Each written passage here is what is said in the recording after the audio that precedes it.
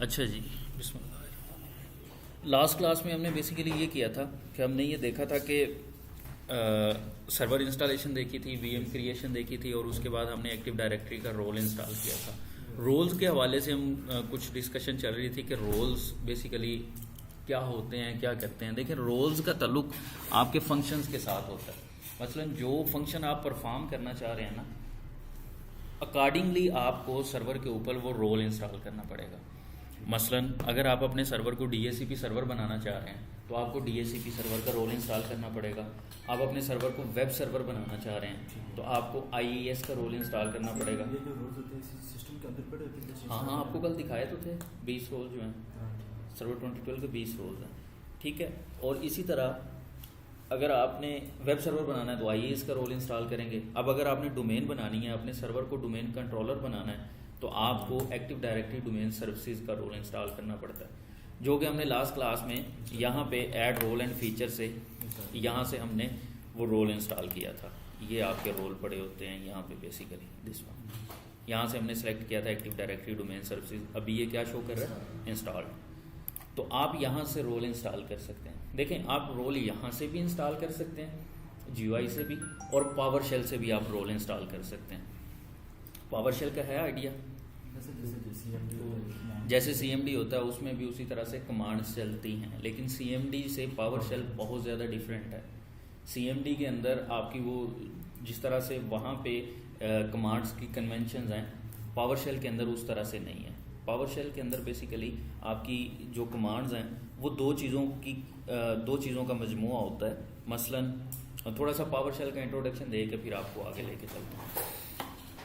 Power shell के अंदर basically दो चीज़ें होती हैं, एक होता है वर्ब और एक होता है नाउन। ये ना कि सारी इंग्लिश पढ़ानी शुरू कर दी है तो इंग्लिश नहीं पढ़ाने लगा।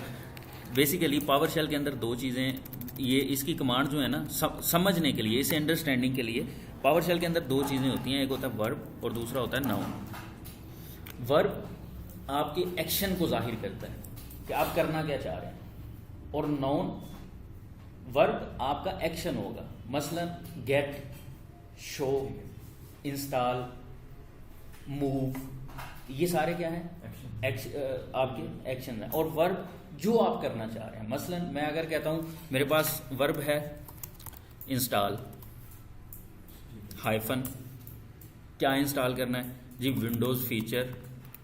विंडो फीचर कौन सा, विंडो फीचर कौन सा, जो भी आप लेट्स सपोज उसका आगे लिख दें हाइफन नेम।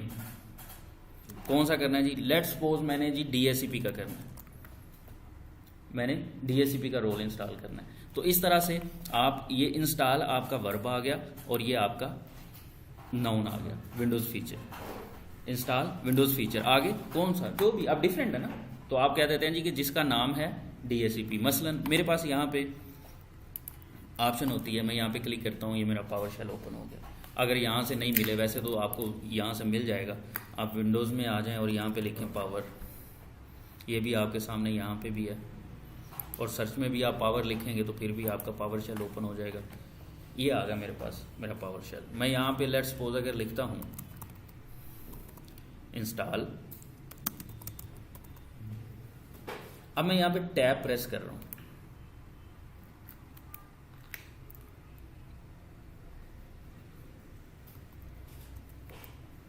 चलना टैब मिसिंग कर रहा है यार, सिस्टम पता नहीं क्यों स्लो है थोड़ा सा।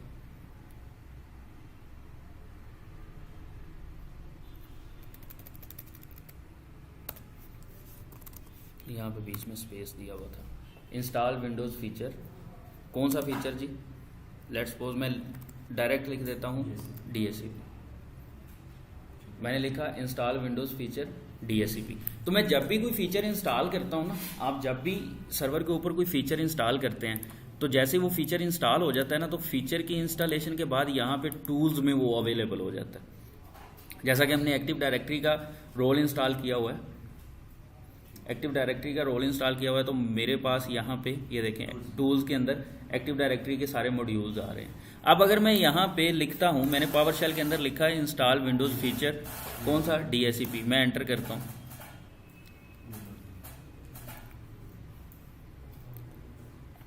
नहीं चली कमांड। यहाँ पे मैं लिखता हूँ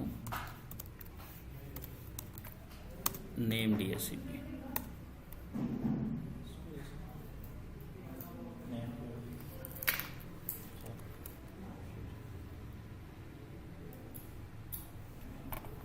आई थिंक सो ये है तो एडमिनिस्ट्रेटर से ही लॉगिन है। Install Windows feature DSCP। Why ये कह रहा है install Windows feature you do not have adequate user. अच्छा जी, मैं बेसिकली एडमिनिस्ट्रेटर से लॉगिन नहीं हूँ। नहीं, मैं एडमिनिस्ट्रेटर से लॉगिन नहीं हूँ इस वक्त, यूज़र से लॉगिन हूँ। मैं एडमिनिस्ट्रेटर से साइन इन होता हूँ, या पावर शेल को ही मैं एज एन एडमिनिस्ट्रेटर भी ओपन कर सकता हूँ, लेकिन इट्स बेस्ट कि आप लॉगिन ही एडमिनिस्ट्रेटर से।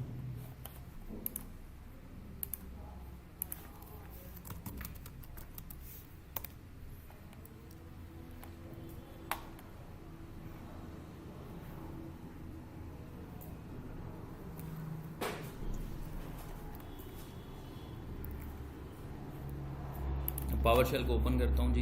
यहाँ पे मैं लिखता हूँ इंस्टॉल विंडोज़ फीचर, कौन सा जी? DSCP। ठीक है, मैं एंटर करता हूँ।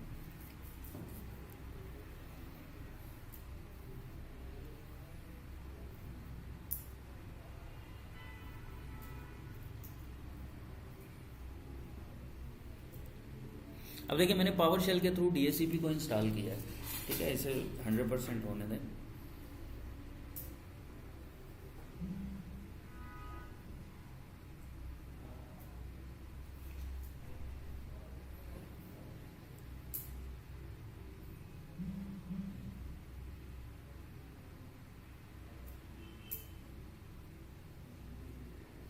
इसके ऊपर DSCP इंस्टॉल हो गया। Success true, restart needed now, यानी कि होता है कि आपने कोई रोल इंस्टॉल किया तो आपको रीस्टार्ट करना पड़ेगा, तो DSCP की इंस्टॉलेशन में आपको रीस्टार्ट नहीं करना पड़ता। ठीक है, अब अगर मैं यहाँ पे टूल्स में आता हूँ ना, तो देखिए मुझे यहाँ पे कहीं पे भी DSCP नज़र नहीं आ रहा। क्यों? क्योंकि मैंने इस सर्वर के ऊपर DSCP का रोल इंस्टॉल किया है, लेकिन उसका मैनेजमेंट टूल नहीं इंस्टॉल किया कि मैं GUI से उसे कन्फिगर कर सकूं। अब मैं इसे CLI से तो कन्फिगर कर सकता हूं, पावर शेल के अंदर से तो मैं इसे कन्फिगर कर सकता हूं, लेकिन अगर मैंने साथ में इसका मैनेजमेंट टूल भी इंस्टॉल करना है, तो मैं पावर शेल में आता हूं, मैं अप एरो करता हूं और मैं कहता हूं जी आप जी विंडोज़ का फीचर इंस्टॉल करो जिसका नाम है नेम है DSCP, और साथ में इंक्लूड करो मैनेजमेंट टूल्स, साथ में मैनेजमेंट टूल्स इंक्लूड करो। मैं एंटर करता हूं।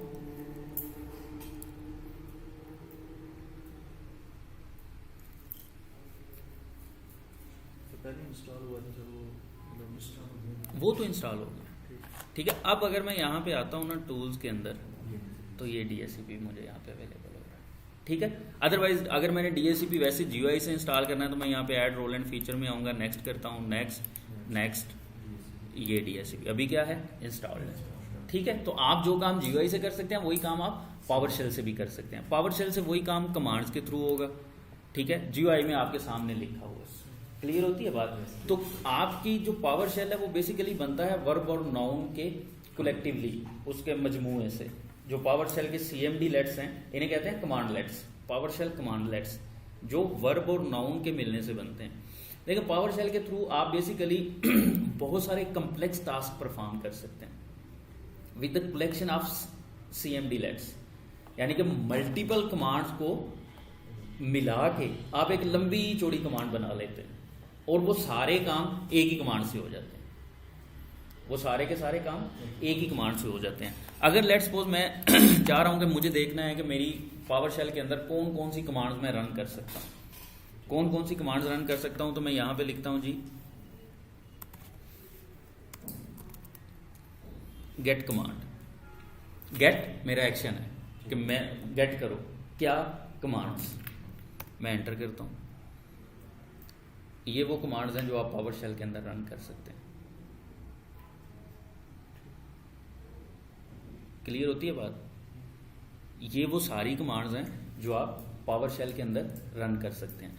और दूसरा माइट भी पॉसिबल ये सारी ना हो सकता है कि कोई नई अपडेट आ गई हो, कोई और नई अपडेट आ गई हो। तो अगर आपने अपने पावर शेल को अपडेट करना है ना, तो पावर शेल को अपडेट करने का तरीकाकार होता है, आप यहाँ पे लिखेंगे अपडेट -हेल्प। ठीक है, आपका अगर ये सर्वर इंटरनेट से कनेक्ट होगा तो ये इंटरनेट पे जाएगा और नई सारी कमांड्स ले आएगा फेच करके। क्लियर होती है बात? इसी तरह अगर आप चाहते हैं ना, लेट्स सपोज आप पावर शेल पे काम कर रहे थे, आप पावर शेल पे काम कर रहे हैं और आपने साथ साथ सब कुछ रिकॉर्ड करना चाह रहे हैं कि मैंने कौन सी कमांड दी, उस कमांड से क्या हुआ, एरर आया या नहीं आया। अगर आप सारी वो साथ साथ कमांड्स को देखना चाह रहे हैं कि किस कमांड का क्या एक्शन हुआ था, आप वो भी कर सकते हैं। मसलन आप यहां पे लिखेंगे स्टार्ट -ट्रांसक्रिप्ट। अब इसने ट्रांसक्रिप्ट बनाना शुरू कर दिया। वो नीचे देखें क्या कह रहा है, कह रहा है ट्रांसक्रिप्ट स्टार्टेड, कि आपकी ट्रांसक्रिप्ट स्टार्ट हो गई है। उसकी जो आउटपुट फाइल है वो सी के अंदर, यूजर्स के फोल्डर के अंदर, एडमिनिस्ट्रेटर के डॉक्यूमेंट के अंदर PowerShell _ट्रांसक्रिप्ट की ये वाली फाइल बनेगी। उस फाइल के अंदर जाके आप अपना सारा काम देख सकते हैं। क्लियर होती है बात? मसलन मैं यहां पे लिखता हूं जी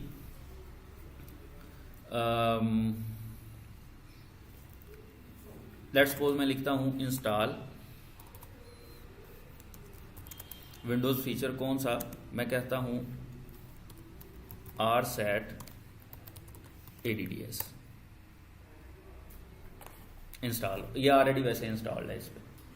ठीक है, अब अगर मैंने जाके देखना है ना कि मैंने ये क्या किया था और उसका रिजल्ट क्या आया था, तो मैं उस फाइल में जाके देख सकता हूँ। एग्जिट लिख के एंटर करेंगे तो आपका पावर शेल बंद हो जाएगा।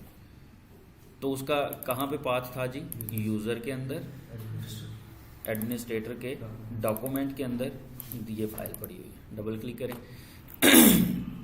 ये है जी, वो कह रहा है जी कि आपने, आपका ये रिजल्ट आया था, आपने ये कमांड दी थी इंस्टॉल विंडोज फीचर और उसका रिजल्ट ये पड़ा हुआ। मजे की चीज है ना, आप जो जो काम करते हैं आप साथ साथ उसे रिकॉर्ड भी कर सकते हैं। लेकिन अभी तो मैंने पावर शेल बंद कर दिया था, आपने पावर शेल बंद करने से पहले एक और काम करना है, जो ट्रांसक्रिप्ट स्टार्ट की थी उसे स्टॉप भी करना है। अभी खैर वो पावर शेल के बंद होने से स्टॉप हो गई है। अच्छा, दूसरी चीज एक ये जो फीचर है ना इसकी ट्रांसक्रिप्ट का, इसका एक और बड़ा फायदा है। मसलन मैं ये देखना चाह रहा हूं कि मेरी पावर शेल के अंदर सारी कितनी कमांड्स हैं, मैं सारी की सारी कमांड्स एक फाइल के अंदर देखना चाह रहा हूं, तो वो भी देख सकते हैं आप। मसलन मैं यहां पे लिखता हूं जी स्टार्ट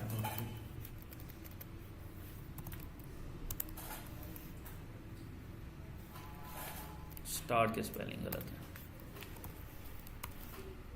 इसमें आपको थोड़ा सा स्पेलिंग कॉन्शियस होना पड़ेगा।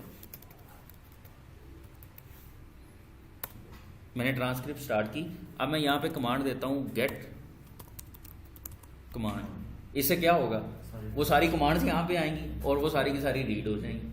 ठीक है, मैं इसको एंटर करता हूं।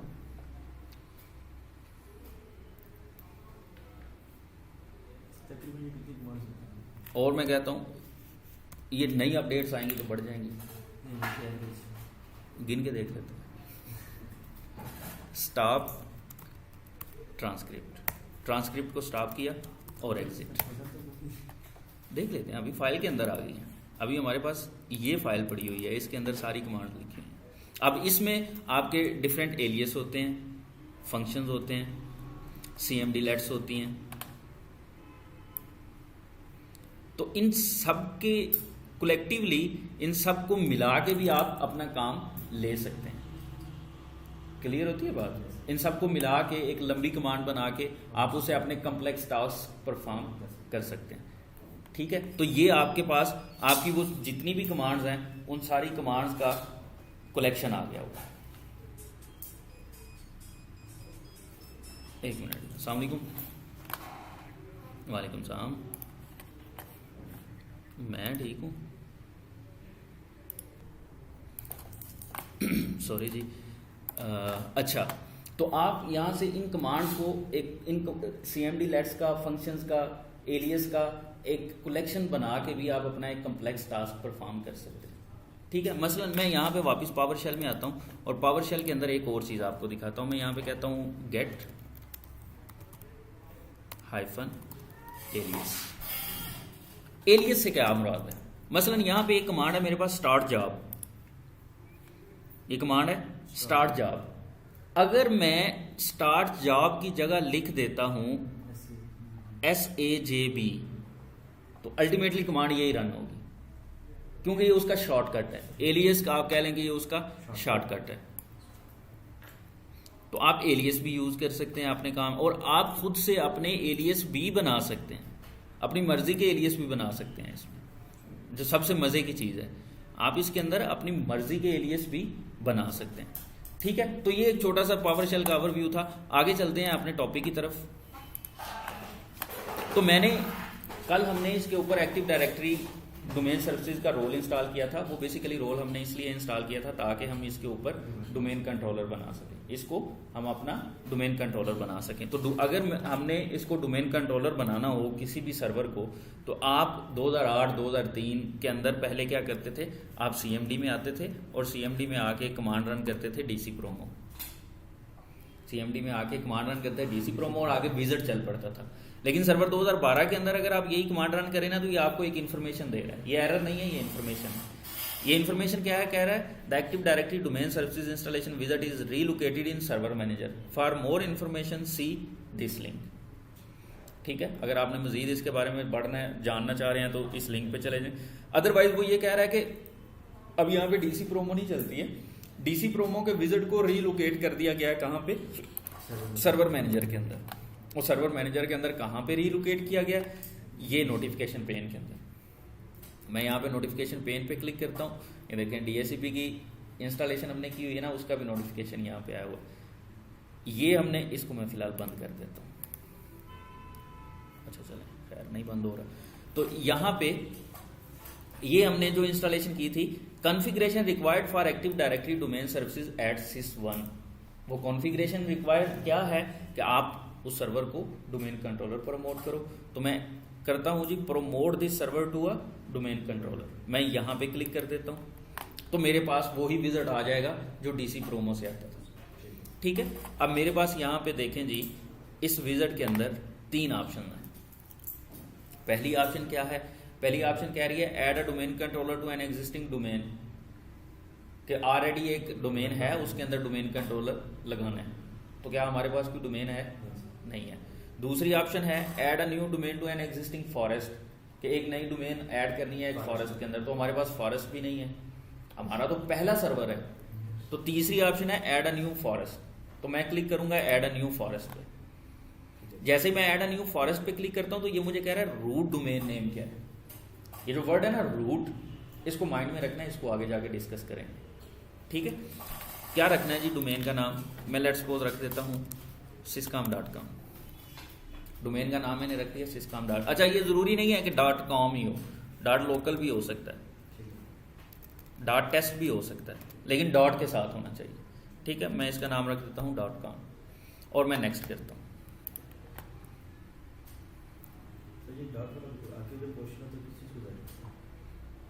डोमेन को।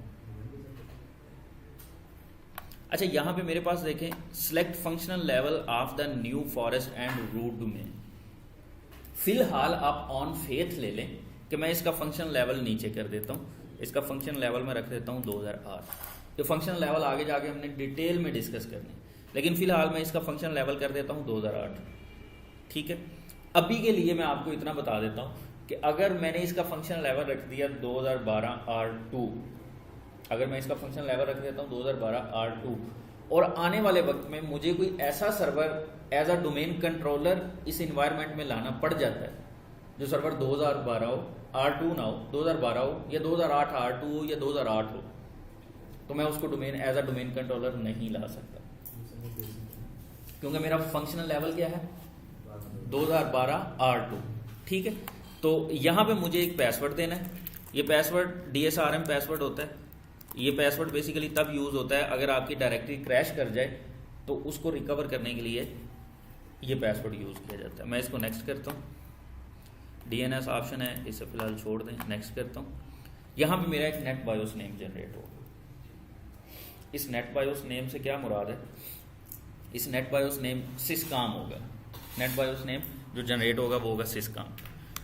ठीक है, दो चीज़ें होती हैं। अगर मैं यहाँ पे नोटपैड में आता हूँ, मैंने किसी यूज़र ने किसी कंप्यूटर पे लॉगिन करना है, तो वो दो तरह से लॉगिन कर सकता है। मसलन वो लिखे syscom/administrator, या वो लिखता है administrator@syscom.com। अब ये ऊपर वाला जो तरीकाकार है, ये नेट बायोस के थ्रू आप लॉगिन कर रहे हैं, और ये जो नीचे वाला है ये यूपीएन के थ्रू लॉगिन कर रहे हैं। UPN stand for universal principal name.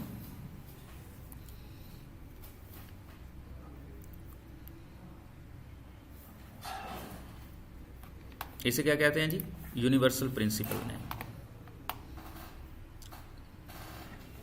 तो मैं इसको वापस नेक्स्ट करता हूं। अगले पोर्शन पे, अगले पेज के ऊपर बेसिकली यहां पे ये मुझसे कुछ पाथ मांग रहा है।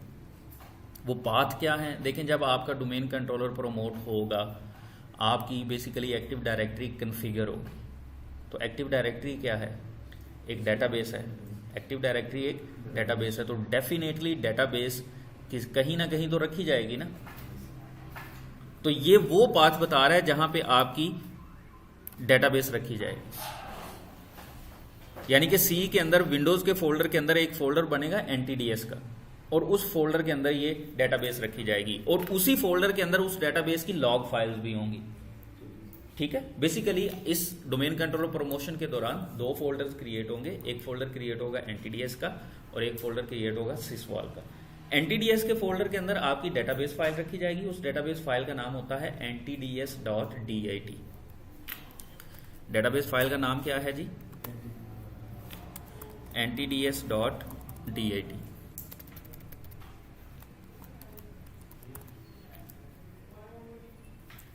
उस डेटाबेस फाइल का नाम है ntds.dat। दो फोल्डर क्रिएट होंगे, एक फोल्डर का नाम होगा NTDS, और उसके अंदर एक फाइल रखी जाएगी, डेटाबेस फाइल रखी जाएगी जिसका नाम है ntds.dat, और उसी फोल्डर के अंदर इस डेटाबेस की लॉग फाइल्स भी रखी जाएंगी। और एक दूसरा फोल्डर क्रिएट होगा जिसका नाम होगा sysvol।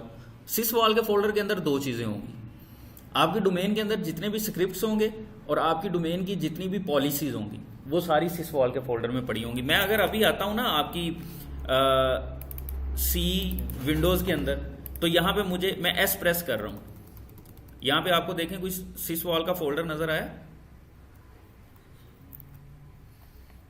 यही है ना S का पोर्शन। S के पोर्शन के अंदर आपको कोई ये sysvol का फोल्डर है, sysvol का नहीं है। और अगर मैं N प्रेस करता हूं,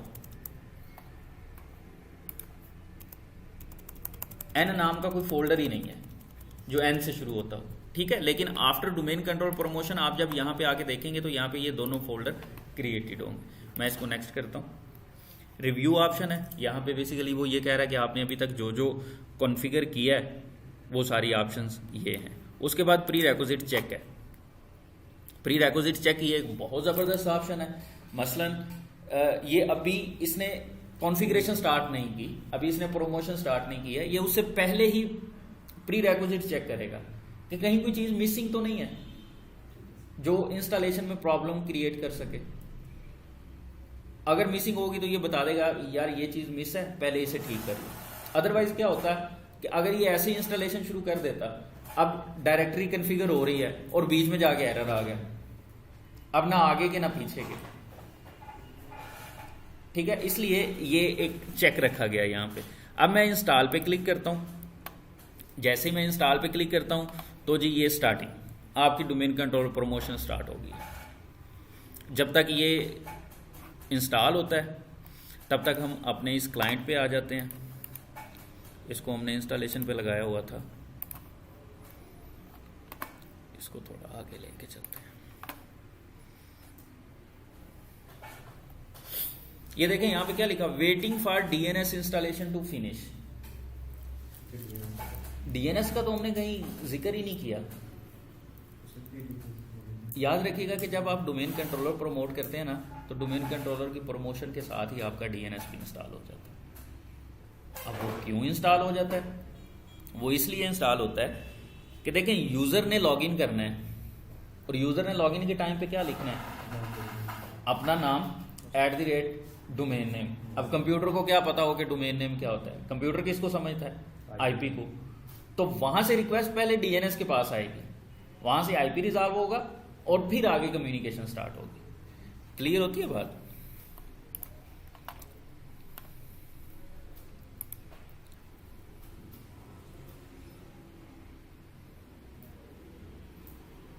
जब तक ये इंस्टॉलेशन हो रही है मैं वीडियो को थोड़ी देर के लिए पॉज कर देता हूँ।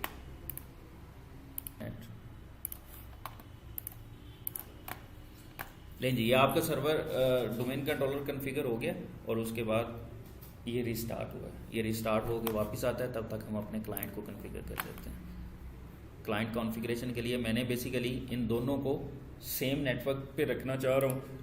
मैं इसकी सेटिंग में आके देख लेता हूँ। ये किस पे है जी? ये नेट पे।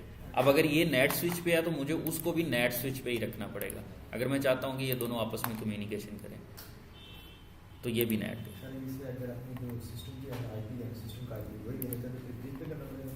हाँ जी, अगर आप चाहते हैं ना कि ये आपके बाहर के नेटवर्क के साथ भी जाए तो फिर ब्रिज पे रखना पड़ेगा।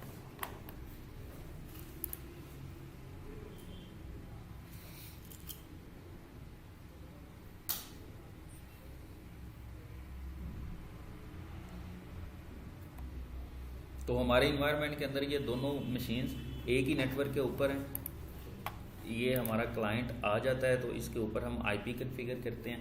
क्यों? अब हमारे पास देखें डोमेन बन गई है, हमने डोमेन कंट्रोलर बना लिया, यानी कि हमारे पास डोमेन बन गई है। अब हमने क्या करना है? हमने इस डोमेन में उन कंप्यूटर्स को लाना है जिन कंप्यूटर्स के ऊपर यूजर्स लॉगिन करेंगे। ठीक है, तो जिस कंप्यूटर के ऊपर डोमेन के यूजर ने लॉगिन करना है ना, उस कंप्यूटर को पहले डोमेन ज्वाइन करवानी पड़ेगी। उस कंप्यूटर को पहले डोमेन ज्वाइन करवानी पड़ेगी।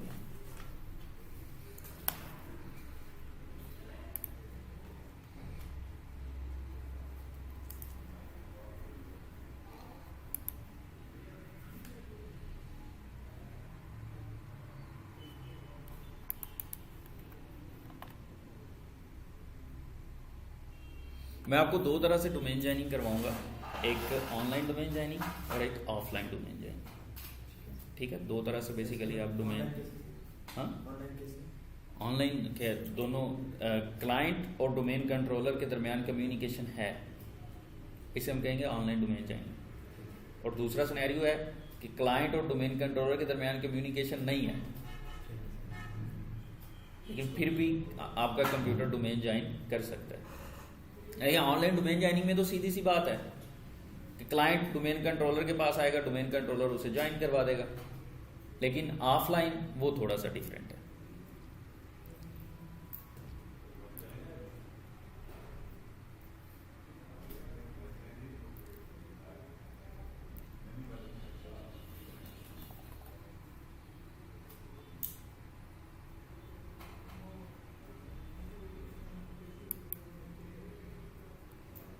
यार इन दोनों को ज़रा एक दफ़ा आने ही देते हैं ताकि ये रेडी हो जाए, फिर हम वीडियो को आगे चलाते हैं।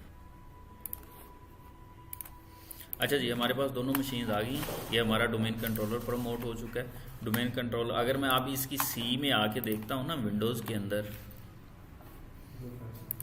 तो आपको वो दो फोल्डर्स यहाँ पे मिलने चाहिए, एक NTDS का और NTDS के फोल्डर के अंदर यूज़र से लॉगिन किया इसने। फिर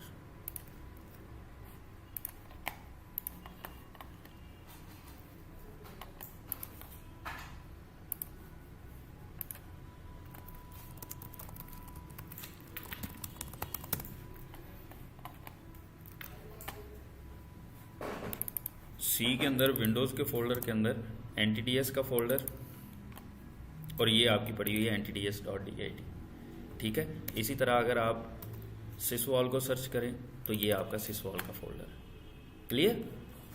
तो मतलब अगर यहाँ पे ये NTDS और sysvol का फोल्डर पड़ा हुआ है, मतलब कि यहाँ पे आपकी डायरेक्टरी कन्फिगर हो गई हुई है। दूसरा तरीका एक और, अगर मैं लोकल सर्वर में आता हूँ तो यहाँ पे देखें पहले वर्क ग्रुप लिखा हुआ था, अभी डोमेन। ठीक है। लेकिन ये जो चीज़ है ना, ये तो आप किसी क्लाइंट पे भी जाके देखेंगे तो डोमेन यही आएगी। लेकिन अगर आपने ये देखना हो ना कि ये सर्वर आपका डोमेन कंट्रोलर है या एडिशनल डोमेन कंट्रोलर है या क्या है, तो उसके लिए आप CMD में आते हैं और CMD में आके आप लिखेंगे net accounts. Net accounts run करेंगे, ये देखिए कंप्यूटर रोल क्या है जी इसका, प्राइमरी। कंप्यूटर रोल क्या है, प्राइमरी। तो जो सर्वर आपका डोमेन कंट्रोलर होगा उसके कंप्यूटर रोल में लिखा होगा प्राइमरी, और अगर एडिशनल डोमेन कंट्रोलर होगा तो उसका लिखा होगा बैकअप, और अगर कोई मेंबर सर्वर होगा या वैसे सर्वर होगा तो उसका यहाँ पे लिखा होगा सर्वर। और अगर आप यही कमांड किसी क्लाइंट सिस्टम पे जाके रन करें ना, यहाँ पे आप करते हैं जी नेट अकाउंट्स, तो यहाँ पे लिखा आएगा वर्क स्टेशन। क्लाइंट के ऊपर क्या लिखा होता है, वर्क स्टेशन। तो अब हमारे पास डोमेन कंट्रोलर मौजूद है इस वक्त, और हमने एक कंप्यूटर को डोमेन ज्वाइन करवानी है। डोमेन कंट्रोलर हमारे पास मौजूद है और हमने कंप्यूटर को डोमेन ज्वाइन करवानी है। तो सबसे पहले तो इस कंप्यूटर की कम्युनिकेशन होनी चाहिए कहाँ तक, डोमेन कंट्रोलर तक। तो हमारे डोमेन कंट्रोलर का IP है 192.168.10.1, कम्युनिकेशन है, ठीक है। तो मैं क्या करता हूं, मैं इसके दिस PC पे राइट क्लिक करता हूं,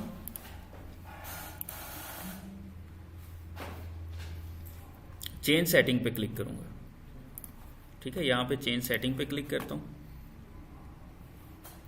चेंज, ये कहां पे है, वर्क ग्रुप में है। मैं इसे डोमेन पे लाता हूं। डोमेन का नाम क्या है जी, syscom.com, और मैं ओके करता हूं।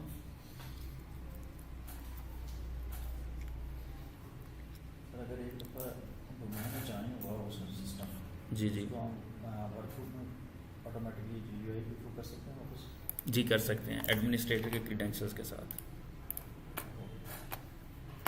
एडमिनिस्ट्रेटर के क्रीडेंशियल्स के बगैर। अगर मैं इस तरह डोमेन मेरे सिस्टम में ज्वाइन हुई है कंपनी में, जी जी, वर्क स्टेशन पे करूँगा तो उनके पास नोटिफिकेशन जाएगा? नहीं जाएगा।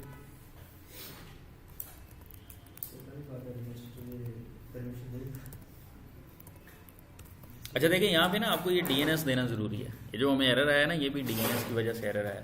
यहाँ पे DNS देना ज़रूरी है, ठीक है। DNS कौन सा देंगे, जो हमारा डोमेन कंट्रोलर है। मैं दोबारा से ज़रा एक दफ़ा वेरीफाई करता हूँ इसको, 192.168.10.1, ओके जी। अब मैं इसको ओके करता हूँ। अब ये मुझसे एडमिनिस्ट्रेटर के क्रीडेंशियल्स मांग रहा है। मैं यहाँ पे एडमिनिस्ट्रेटर के क्रीडेंशियल डालता हूँ जो मेरे डोमेन एडमिन के हैं, ठीक है। ओके करता हूँ।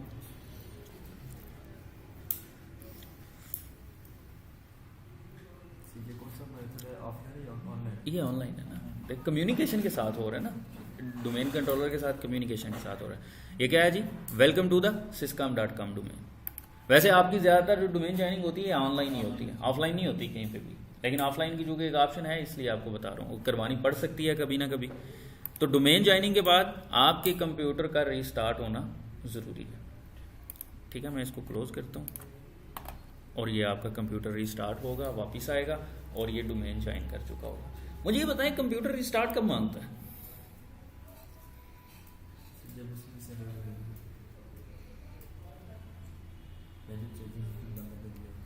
मसलन किस तरह की मेजर चेंज है?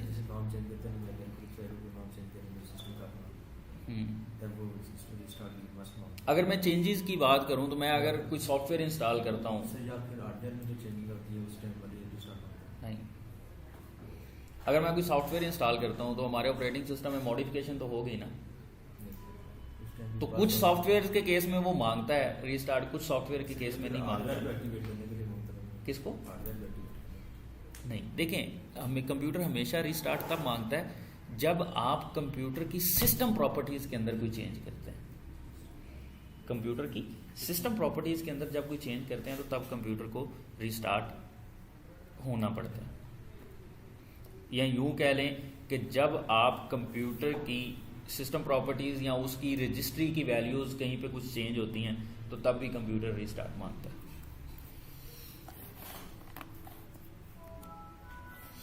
अच्छा जी, मैं अभी वापस आता हूँ यहाँ पे अपने इस डोमेन कंट्रोलर के ऊपर। मैं यहाँ पे टूल्स पे क्लिक करता हूँ। मैं ये देखना चाह रहा हूँ कि इस वक्त मेरी डोमेन के अंदर कौन कौन से कंप्यूटर हैं। तो मैं यहाँ पे active directory user and computers पे क्लिक करता हूँ, मेरे पास एक कंसोल ओपन होगी जिसे हम कहते हैं active directory users and computers. यही है जी आपकी डोमेन syscom.com। ये आपके पास यहाँ पे एक कंप्यूटर्स का कंटेनर है पीसी, उस सिस्टम का नाम क्या है पीसी, ठीक है। तो यहाँ पे जितने भी कंप्यूटर्स डोमेन ज्वाइन करेंगे उन सब की लिस्ट यहाँ पे पॉपुलेट होती रहेगी, यहाँ पे उनके सिस्टम नेम्स के साथ यहाँ पे आपके जितने भी डोमेन कंट्रोलर्स होंगे वो यहाँ पे होंगे और आपके यूजर एंड ग्रुप्स जितने भी होंगे वो यहाँ पे होंगे। क्लियर। अब देखिए यहाँ पे एक और चीज़ है यहाँ पे अभी तक हमने कोई यूज़र क्रिएट नहीं किया, आपके डोमेन कंट्रोलर के ऊपर हमने कोई यूज़र क्रिएट नहीं किया, लेकिन यहाँ पे एडमिनिस्ट्रेटर, गेस्ट और यूज़र, ये 3 यूज़र यहाँ पे आ रहे हैं। ये पता है कौन से यूज़र्स हैं? ये वही यूज़र्स हैं जो इसकी डोमेन कंट्रोलर प्रमोशन से पहले इसके लोकल यूज़र्स थे। अब अगर इसके मैं लोकल यूज़र्स में जाना चाहूँ ना, मैं यहाँ पे टूल्स पे क्लिक करता हूँ और कंप्यूटर मैनेजमेंट में आ जाता हूँ। कंप्यूटर मैनेजमेंट में पड़े होते हैं ना लोकल यूज़र्स। यहाँ पे एक फोल्डर था लोकल यूज़र एंड ग्रुप्स का, वो अब नज़र नहीं आ रहा। क्यों? क्योंकि जिस सर्वर को आप डोमेन कंट्रोलर बना देते हैं उसके लोकल यूज़र्स खत्म हो जाते हैं, वो माइग्रेट कर जाते हैं आपकी एक्टिव डायरेक्टरी के अंदर, ठीक है। याद रखिएगा कि डोमेन कंट्रोलर के ऊपर लोकल यूज़र नहीं होता, डोमेन कंट्रोलर के ऊपर लोकल यूज़र नहीं होता। ले जी, ये आपका यहाँ पे कंप्यूटर आ गया हुआ है, दिस वन। मैं इसको लॉगिन करता हूँ। अभी हमने यूज़र नहीं कोई क्रिएट किया, कहते हैं तो मैं एक यूज़र भी क्रिएट कर लेता हूँ। यूज़र को भी उधर डोमेन अपने डोमेन कंट्रोलर पे हम एक यूज़र क्रिएट करते हैं और उस यूज़र को लॉगिन करवाते हैं। आप उसी तरह से टूल्स पे क्लिक करेंगे, active directory user and computers पे आएंगे और यहाँ पे राइट क्लिक कर दें, न्यू यूज़र, या यहाँ पे यूज़र के कंटेनर पे राइट क्लिक करें, न्यू यूज़र, या यहाँ पे ऊपर एक सर वाला बंदा बैठा हुआ है, इस पर क्लिक कर दें। मैं यूज़र क्रिएट करना चाह रहा हूँ जी U1, नेक्स्ट। पासवर्ड इसका मैं एक दे देता हूँ और इस ऑप्शन को मैं चेक कर देता हूँ, नेक्स्ट और फिनिश। ये आपने एक यूज़र क्रिएट कर दिया। अभी यूज़र डोमेन कंट्रोलर पे क्रिएट हुआ है, ये लॉगिन कहाँ पे करेगा? आपके क्लाइंट कंप्यूटर के ऊपर। मैं यहाँ से लॉग ऑफ करता हूँ इसे और U1 से लॉगिन करता हूँ।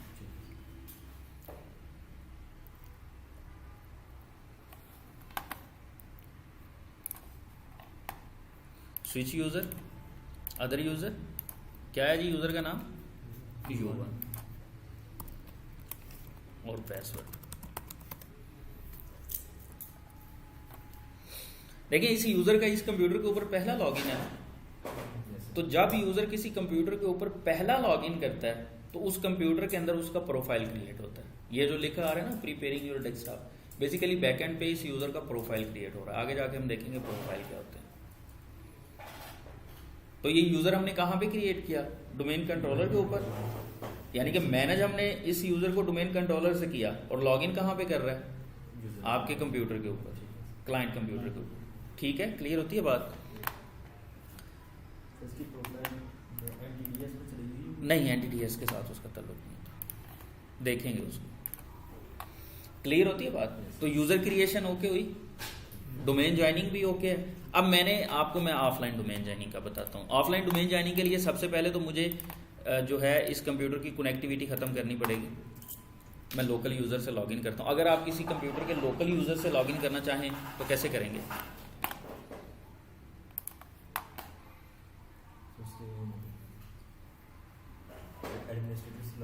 कैसे? मैं स्विच यूज़र कर देता हूँ, अदर यूज़र पे आ जाता हूँ, बताएं। अब मैं इस कंप्यूटर के लोकल यूज़र से लॉगिन करना चाह रहा हूँ। U1 तो डोमेन का यूज़र है ना, लेकिन इस कंप्यूटर का तो लोकल यूज़र है ना, उससे लॉगिन करना चाहता हूँ। मैं लिखूंगा उसका सिस्टम नेम, इसका सिस्टम नेम है PC / इसके यूज़र का नाम है यूज़र। या अगर आपको सिस्टम नेम का नहीं पता कि सिस्टम नेम क्या है तो आप यहाँ पे आके लिखें ./, ये नीचे उसका सिस्टम नेम लिखा आ गया। क्लियर? आगे यूज़र नेम है user.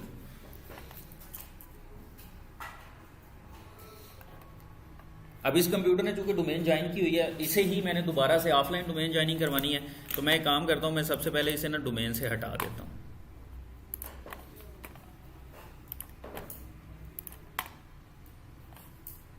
Change setting, change work group,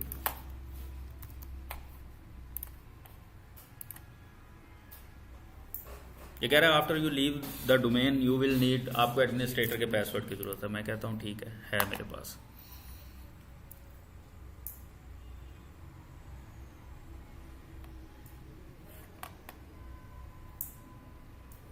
और फॉर टाइम बीइंग मैं एक काम करता हूँ, मैं ना इस कंप्यूटर का जो अडाप्टर है इसको डिसेबल कर देता हूँ।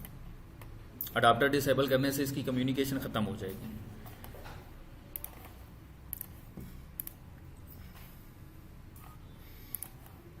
ये जी रीस्टार्ट होके वापस आएगा, तो तब तक ये डोमेन से हट चुका होगा और ऑफलाइन हो जाएगा।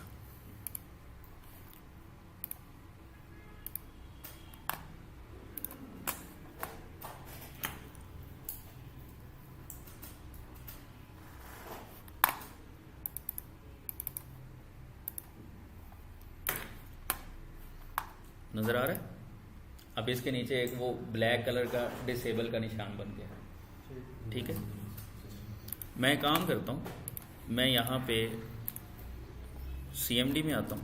अगर मैंने ये देखना हो ना कि मैं इस वक्त लॉगिन किससे हूँ, तो उसके लिए कमांड होती है who am I without spaces, who am I। वो आपको बता देता है कि आप सिस्कॉम के एडमिनिस्ट्रेटर से लॉगिन, सिस्कॉम के एडमिनिस्ट्रेटर से लॉगिन है। तो अगर आप किसी कंप्यूटर को ऑफलाइन डोमेन ज्वाइनिंग करवाना चाह रहे हो ना, तो उसके लिए आपको एक फाइल रेडी करनी पड़ती है पहले, जिस फाइल को आप उधर जाके अपने जो है ना आपका क्लाइंट कंप्यूटर, उस क्लाइंट कंप्यूटर के ऊपर उस फाइल को लोड करेंगे तो वो डोमेन ज्वाइन कर लेगा। क्लियर होती है बात? मैं आपको सॉरी हाँ, वो आप डोमेन कंट्रोलर के ऊपर वो फाइल बनाएंगे। उसके लिए कमांड होती है CMD में आए, CMD में आगे लिखें djoin /provision /domain, अपने डोमेन का नाम, आपकी डोमेन का नाम है syscom.com, उसके बाद /machine, मशीन आपकी, मशीन का नाम क्या है? PC। ठीक है, और उसके बाद आप यहाँ पे लिखेंगे सेव फाइल। कहाँ पे सेव करनी है जी? मैं ऐसे कहता हूँ जी C के ऊपर तुम एक फाइल सेव कर दो, उसका नाम रख दो djoinwin7.txt। ठीक है, और मैं एंटर करता हूँ। ओ, ये कह रहा है कि अकाउंट ऑलरेडी एग्जिस्ट कर रहा है, वो PC जो पहले वहां पे पड़ा हुआ है ना। मैं एक काम करता हूँ, मैं यही काम कर लेता हूँ, मैं कहता हूँ जी PC1 के लिए। ठीक है, उस कंप्यूटर को हम रीनेम कर देंगे, उसका नाम कर देंगे PC1। ठीक है जी, और मैं एंटर करता हूँ। Computer provisioning completed successfully, the operation completed successfully. अब अगर मैं आता हूँ ना यहाँ पे अपनी C ड्राइव के अंदर, तो C ड्राइव के अंदर मुझे एक फाइल मिलेगी djoinwin7 के नाम से। इस फाइल को मुझे बेसिकली लेके जाना है कहाँ पे? अपने क्लाइंट कंप्यूटर के ऊपर। मैं इस फाइल को यहाँ से कॉपी करता हूँ, डायरेक्ट तो शायद मैं इसे पेस्ट ना कर सकूँ, एंड ये हो गया। ठीक है, आपको यहाँ पे क्लाइंट कंप्यूटर के ऊपर बेसिकली एक कमांड, जो कमांड रन करनी पड़ेगी वो मैं आपको कमांड दिखा भी देता हूँ। ये djoin provision डोमेन, ये आप करेंगे रन किस पे? डोमेन कंट्रोलर पे। और जो क्लाइंट के ऊपर आपने कमांड रन करनी है वो कमांड लिखी हुई है दिस वन। मैं इसको यहाँ से कॉपी कर लेता हूँ और अपने क्लाइंट कंप्यूटर पे ले आता हूँ और यहाँ पे एक नोटपैड फाइल में पेस्ट कर देता हूँ। ये कमांड बेसिकली आपने रन करनी है। ठीक है, हमारे पास जो हमारी फाइल पड़ी हुई है djoin की, इसको मैं यहाँ से ना अपनी C के रूट के ऊपर रख देता हूँ, क्योंकि ये सिस्टम रूट का जो उसके अंदर मैंने स्विच लगाया हुआ है ना, उसका मतलब ये है कि वो आपकी C ड्राइव से इस फाइल को उठाएगा।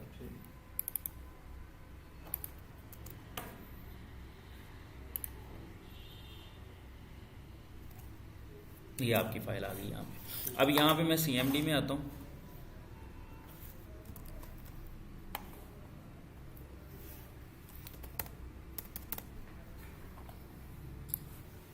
और यहाँ पे मुझे वो कमांड रन करनी है। इस कमांड को मैं यहाँ पे ना कॉपी कर लेता हूँ यहाँ से, वैसे लिखने की बजाय ना डायरेक्ट पेस्ट कर देता हूँ। कमांड क्या है, D join request ODJ / load file कौन सी लोड करे जी, हमारी फाइल का नाम क्या है, djoin win7.txt। क्लियर, मैं इसको करता हूं लेकिन ये नहीं करेगा, उसकी रीजन इसका नाम पीसी है, हमें इसका नाम भी चेंज करना पड़ेगा। और ये जो फाइल हमने रेडी की हुई है किसके लिए है, PC1 के लिए।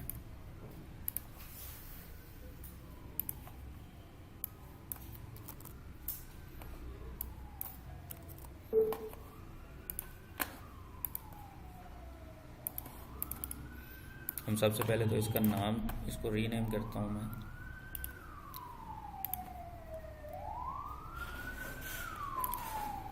चेंज सेटिंग चेंज और PC1।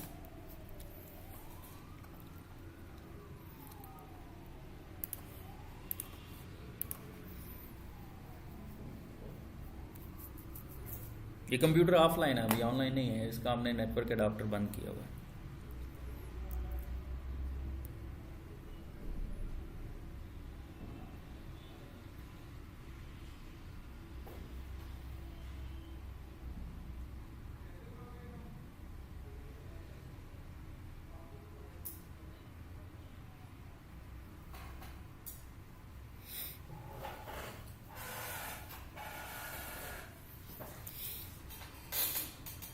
तो आज हमने ओवरऑल कितनी चीज़ें की हैं, हमने देखा डोमेन कंट्रोलर प्रमोशन को देखा, पावरशेल इंट्रोडक्शन हुआ हमारा, यूज़र क्रिएशन को देखा, डोमेन ज्वाइनिंग को देखा। ठीक है, नेक्स्ट क्लास में हम इंशाल्लाह यूज़र की प्रॉपर्टीज़ को डिस्कस करेंगे। ठीक है, कि यूज़र की प्रॉपर्टीज़ के अंदर क्या क्या चीज़ें होती हैं और यूज़र क्रिएट करते हुए आपको कौन कौन से मसाइल का सामना करना पड़ेगा। प्रैक्टिस कर रहे हैं ना साथ साथ। अभी आप जब यूज़र क्रिएट करेंगे ना तो आप माइट भी पॉसिबल आपको यूज़र क्रिएट करते हुए एरर आ जाए। आपने बस करना ही है कि आपने जो भी यूज़र को पासवर्ड देना है उसका पासवर्ड आपने एक स्ट्रॉन्ग पासवर्ड रखना है।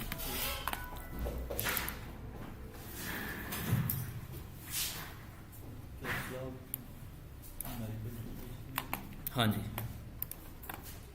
मैं CMD में आता हूँ और इस कमांड को मैं यहाँ पे पेस्ट कर लेता हूँ। हमारी फाइल का नाम क्या है जी, djoin win7.txt। ठीक है जी, मैं इसको एंटर करता हूँ। ये कह रहा है जी the offline domain join request fail to load provisioning data from the file djoin win7.txt। क्यों,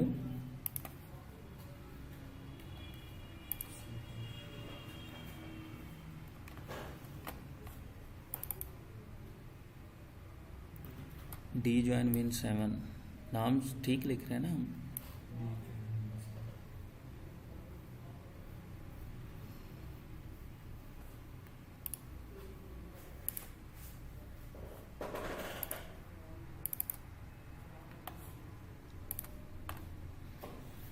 Why the offline domain join request failed?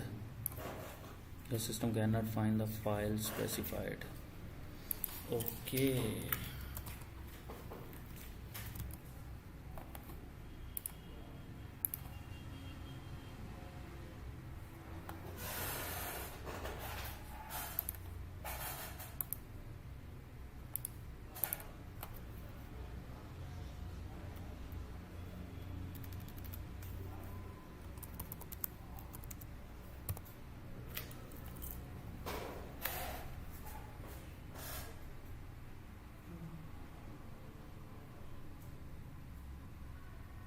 इसका नाम चेंज हुआ है भला,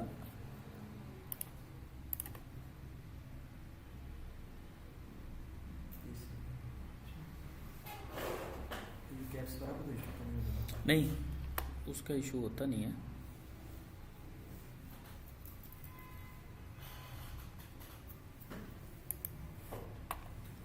चलिए ये मैं आपको नेक्स्ट क्लास में करवा दूंगा। ठीक है, इसको नेक्स्ट मैं इसको देख लेता हूँ इसमें क्या इशू आ रहा है इस फाइल में, इसको मैं फिर करवा दूंगा आपको। Windows path system root load file request ODG command तो ठीक है सारी। माइट भी पॉसिबल कि उस फाइल में कोई इशू है, क्योंकि वो जो ये कह रहा है ना हमें, the offline request failed, the system can not find the file specified, fail to load provisioning data from file djoin.win7txt, the system can not find the file specified. Okay, एक मिनट,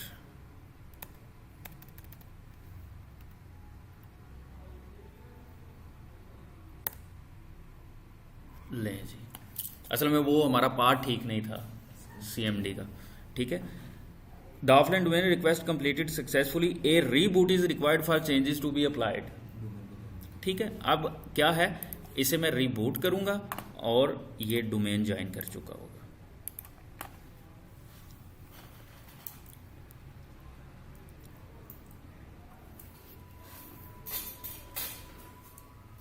ये डोमेन ज्वाइन करेंगे और server में automatically server में already पड़ा होगा। तो हमने क्लियर कर दी इसको। हाँ जी, ये अगर हमने करवाना है तो हर सिस्टम पे अलग अलग लगे। देखिए ऑफलाइन आप करवाते नहीं हैं, ये सिर्फ एक ऑप्शन है, मैं इसलिए आपको बता रहा हूँ, वो तो आप ऑनलाइन ही करवाते हैं। मसलन ये बेसिकली इसलिए है ना कि आपका कोई यूज़र फिलहाल कहीं कोई किसी दूसरे सिटी में है, ठीक है, और आपने उसे डोमेन ज्वाइन करवानी है, तो आप उसे ऑफलाइन फाइल भिजवा देते हैं, उसके बाद वो VPN से कनेक्ट होकर डायरेक्ट आपकी डोमेन के अंदर एज अ नॉर्मल कंप्यूटर वो बिहेव करना शुरू कर देता है, जैसे वो आपकी लैन के अंदर पड़ा हुआ। ठीक है जी, ये था आपका डोमेन ज्वाइनिंग। तो बाकी इंशाल्लाह कल यूज़र प्रॉपर्टीज़ के हवाले से आगे कुछ चीज़ें देखेंगे।